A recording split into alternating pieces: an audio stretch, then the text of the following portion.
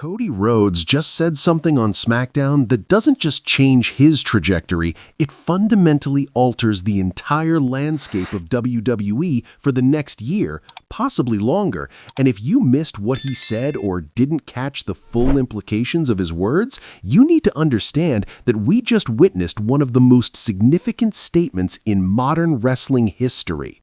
This wasn't a promo about winning championships or settling scores. This was Cody Rhodes declaring a vision for WWE's future that directly challenges the established power structure, threatens the status quo, and has every main event star from Roman Reigns to Seth Rollins to CM Punk reevaluating their positions. The shocking part? WWE management might actually be backing his play, which means everything you thought you knew about where this company is heading just became obsolete. Smackdown opened with Cody Rhodes walking to the ring with a purpose that immediately signaled something important was coming. No elaborate entrance, no pandering to the crowd, just the American Nightmare with a microphone and something weighing heavily on his mind. The arena was electric, fans chanting his name, expecting the usual babyface rally speech about overcoming odds and chasing dreams. What they got instead was a mission statement that's already being called the most important promo of 2026. "I finished my story at WrestleMania," Cody began, referencing his legendary championship victory that finally delivered on years of promise. "I became undisputed WWE champion.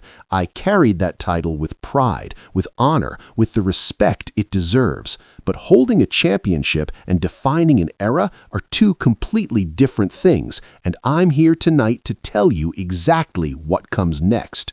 The crowd roared, anticipating a challenge to someone, a feud announcement, the typical wrestling progression. But Cody went somewhere completely unexpected, somewhere that has WWE's entire infrastructure buzzing with either excitement or terror, depending on who you ask. WWE's future doesn't belong to the legends who keep coming back for one more run. It doesn't belong to the part-timers who show up 4 times a year and take spots from people who are here every single week, grinding. WWE's future belongs to the wrestlers who bleed for this business, who sacrifice everything, who show up Monday, Tuesday, Friday, and every live event in between. And I'm going to make damn sure that future happens. First question for the comments. Do you agree with Cody that part-timers are holding back full-time talent, or do legends returning bring value that justifies their spots? This is the debate dividing the entire wrestling community right now. The implications of that statement are absolutely massive. Cody Rhodes, WWE's top babyface, essentially just declared war on the entire part-time system that's defined WWE's main event scene for over a decade. He's talking about Brock Lesnar. He's talking about John Cena's sporadic returns. He's talking about The Rock's potential WrestleMania appearances. He's saying that era needs to end, and he's positioning himself as the leader of the full-time roster revolution. The crowd's reaction was mixed, which tells you how controversial this position is.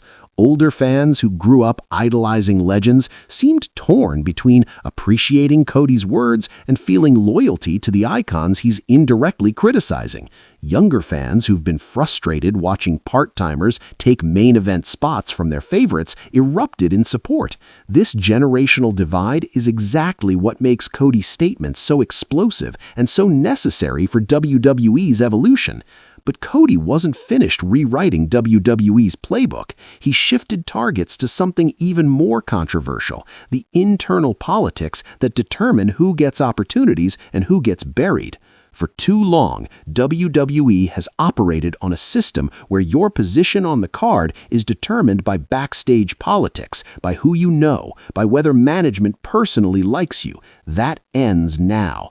I don't care if you're management's favorite or if you've got connections. If you can go in this ring, if you can tell stories that connect with these fans, you deserve opportunities. And I'm going to use every ounce of influence I have to make sure that happens. The audacity of calling out WWE's political structure on live television cannot be overstated. Wrestlers have been fired for less. Cody Rhodes just put management on notice that he's not going to quietly accept business as usual, that his position gives him leverage and he intends to use it to force systemic change. This is either the bravest thing a top WWE star has done in years, or it's the beginning of Cody's fall from grace. There's no middle ground here.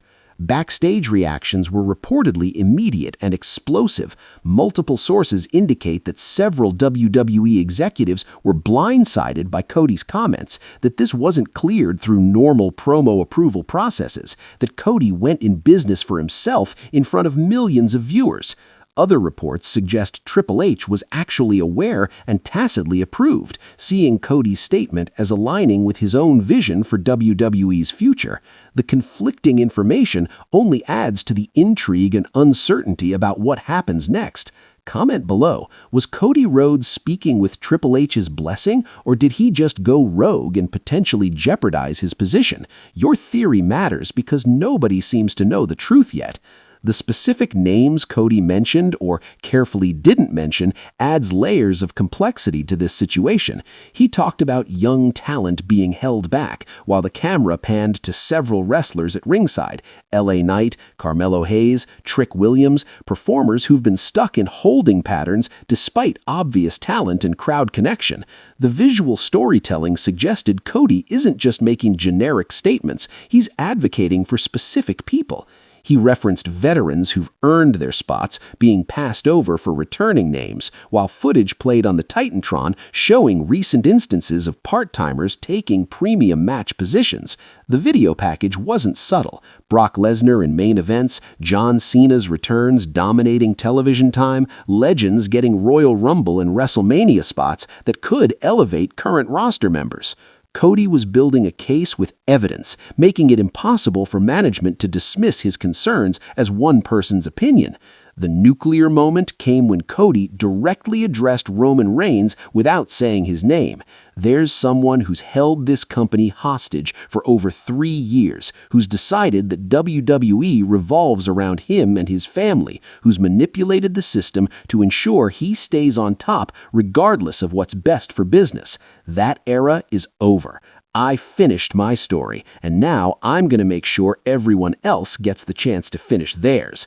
The crowd went absolutely berserk. Roman Reigns, whether you love him or hate him, has been the undeniable focal point of WWE since his championship reign began. Cody calling out the Bloodline's stranglehold on WWE programming, suggesting it's been detrimental to the company's overall health, is incendiary. It's also arguably correct, which makes it even more dangerous politically. Roman Reigns hasn't publicly responded yet, but the silence is ominous. The tribal chief doesn't let disrespect slide. The Bloodline doesn't forgive challenges to their authority. Cody just painted a target on his back that guarantees violent retaliation, and honestly, that might be exactly what he wants. A feud with Roman Reigns centered around WWE's future direction, about full-time stars versus part-time manipulation, about meritocracy versus political machinations. That's WrestleMania main event material that writes itself. Quick question, should Cody Rhodes versus Roman Reigns happen again, or would it feel repetitive after their previous encounters? Give me your booking preference because WWE is definitely considering this. The statement that's getting the most attention, the line that's being quoted across every wrestling platform, came at the end of Cody's promo. I'm not asking for permission to change WWE. I'm not waiting for management approval. I'm going to do it myself. And if that means I have to tear down every barrier, challenge every authority figure, and fight every single person who benefits from the old system, then that's exactly what I'll do. WWE's future starts now, and I'm leading the revolution. Revolution, that word choice is deliberate and loaded with historical wrestling significance. Revolutions in wrestling have defined eras. Stone Cold versus Mr. McMahon, CM Punk's pipe bomb, the NWO's takeover of WCW. Cody Rhodes just positioned himself as the revolutionary leader fighting against an oppressive system, and that framing could resonate for years if WWE commits to the storyline. The immediate SmackDown aftermath showed how Cody's words impacted the locker room. Several wrestlers posted supportive messages on social media, carefully worded to avoid direct endorsement but clearly aligned with Cody's vision. Others remained conspicuously silent, either disagreeing with his methods or afraid to publicly support something that might anger management.